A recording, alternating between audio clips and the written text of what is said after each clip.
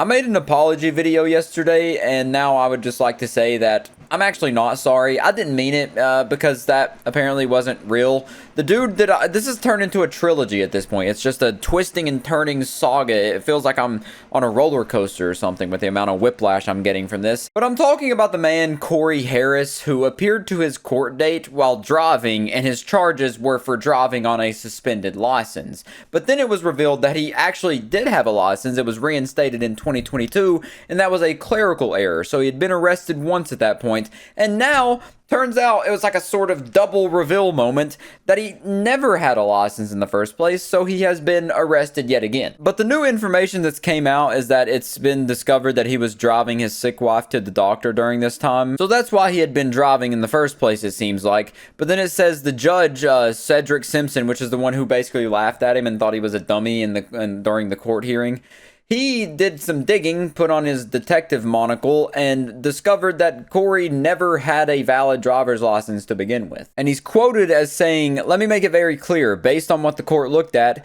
Corey has never had a Michigan license, ever. And he has never had a license in the other 49 states and commonwealths that form up this great union.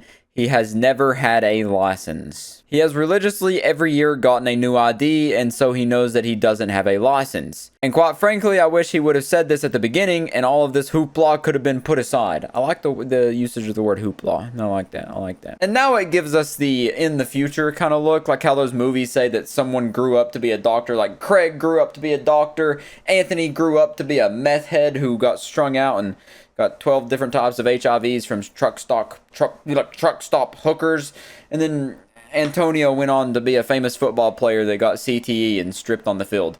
But his in the future is that he is now working towards getting his learner's permit and eventually his license, which is kind of heartwarming. You know, it is something so sweet about seeing a grown man get caught for having a suspended license, thinking that he did have a license, everyone apologizing, and then turning out that he never had a license to begin with. Talk about a turn of events. But I wanted to make this quick update to the update video because I quite frankly haven't seen a situation develop like this. It's literally like it's a fish out of water. It's just flopping every direction. You can't tell where it's going to go next.